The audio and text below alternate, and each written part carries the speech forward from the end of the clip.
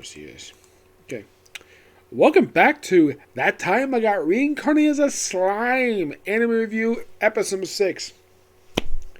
This I'm discussing 4 episodes this time, which these episodes finish up Book 2 for the light novel series.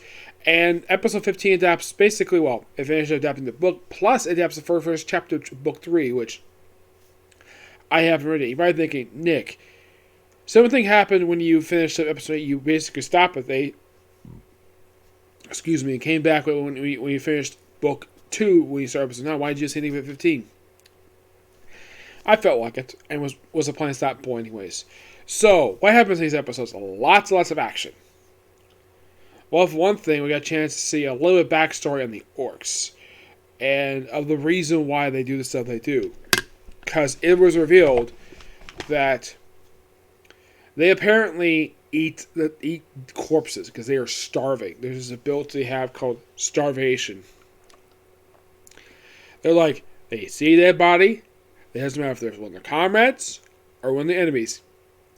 As soon as they see a corpse, they walk over to and they eat it like it's a piece of meat, like it's a piece of hamburgers, like it's a piece of meat. Yeah, it's kind of gross, but it's the orc lord. He's the reason for it. Mm-hmm. Yep. So, at first, Elizabeth basically find it first, and then they see the horror, what's going on.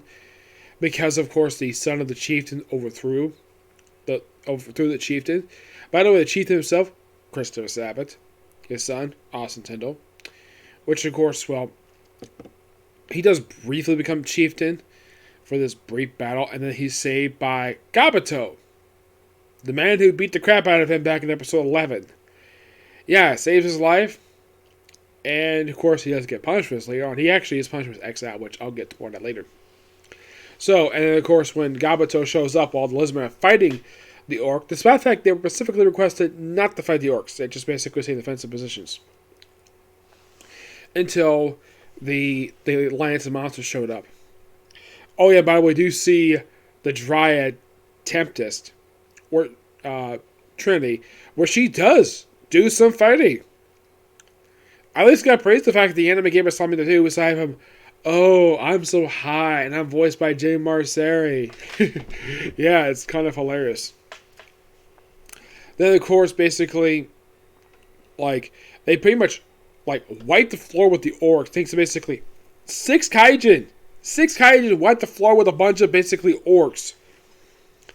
And, like, about 50,000 of the 200,000 were killed.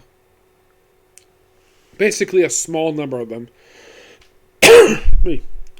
Then, of course, basically, then you have Rimuru battling. Of course, you have this general shows up. This big guy, and they think it's the Orc Lord, but no, he's the Orc General. And, of course, Genru is like, man, he's always so powerful. He's only a general. And the guy's like, the Orc Lord is a lot more powerful than I am. And I'm like, wow, that's quite something to say the least. Oh yeah, definitely. Mm-hmm.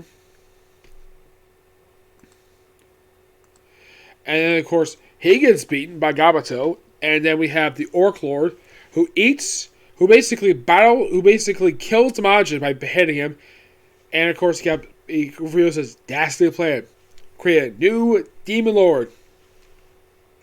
So the Orc Lord's like, I'm going to decapitate him and eat his corpse. That's basically what it does. It becomes a orc disaster. Basically a demon lord. And then you have Rimuru basically refight him. Goes to the autopilot mode thanks to the Great Sage. Like, oh crap, it's fire resistance. And he figured, okay, why don't you use his own build against them? So Rimuru proceeds to use Predator mode on the Orc Lord, which he proceeds to eat him. After, of course, the Orc General tried to do the same thing with the Chieftain's son. By the way, the daughter, she actually was the one who formalized the alliance because, well, the Chieftain wasn't there. Because she's the daughter, she pretty much formed it in his stead. And apparently her father had no problem with her doing this because, well, she is the daughter of the Chieftain. She does have legal right to do it. She's technically the one which because of the fact the son dared to overthrow the king, the chieftain, she's technically the heir to the tribe. Which, okay, she has everything right to do this. And of course, and her father, no problem with this at all. Nope. Probably because basically he recognized because he was indisposed. So, and of course, Rimuru tells the Orc Lord he's going to not only eat him but also eat his sins. And of course, his son, apparently the Orc Lord has a son, which he proclaims the Orc King and gives him a name. Then pretty much gives the 150,000 orcs names over the course of 2 months. Like, name some of them and then goes to sleep for 3 days. Yep. But the action in these episodes were really fantastic. I love all the planning in here, just so funny. Plus, I love it where Shion and Shina and Shinobu, basically the two kaiju women, both who basically like Rimuru because he's so squishy.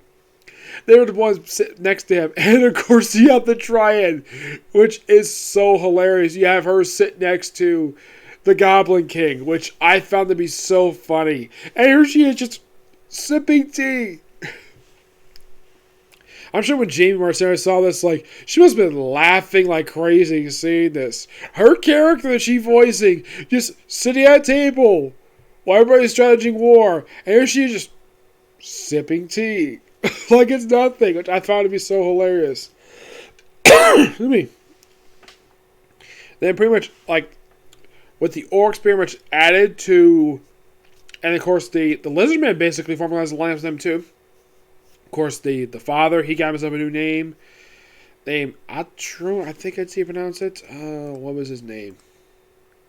I look up here. Let's see. It'll take me just a minute to find out his name.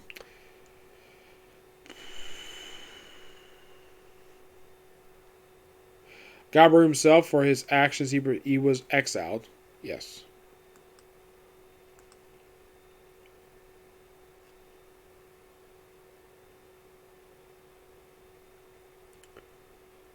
His father's name was Anamaru, and his sister's name is Sukua. And they haven't showed off her new appearance just yet.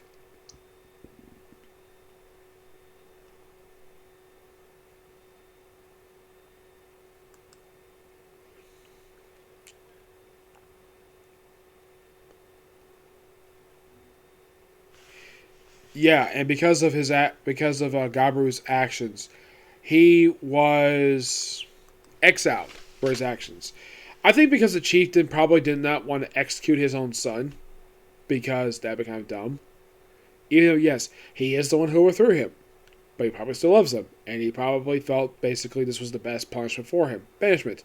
And Gabato's 3 subordinates decided to follow him, and because of idiots. Yep. And then we have episode 15. We had the formation of basically the Forest Alliance. And of course, that's when everything all settled down. And then the Dwarf King shows up. Yep. The Hero King himself. Yeah, he shows up. I was kind of surprised the fact he came.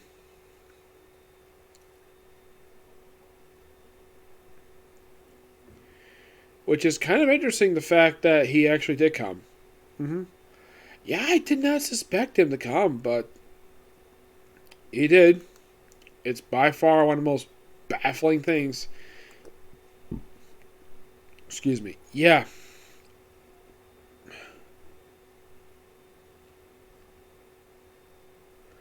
Yeah, he shows up. Goes to Dragon. He briefly fights Rimuru because of all the alliance that he formed. And he fights him. He's able to block one of his attacks. And he's like, okay, fight's over. Rimuru wins. Like, yeah, just basically gives a hold of his own. And of course, they all celebrate. And then they pretty much form a new country. And of course, the Dwarf Nation allies with them. And the name is called the Juad. It's called the June Tempest Federation. And of course, the capital is named Rimuru. After, of course, Rimuru himself.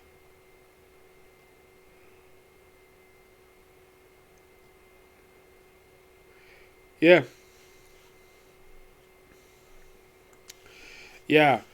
And, well, that's pretty much the main city, which was a lot of the stuff basically the show was set in.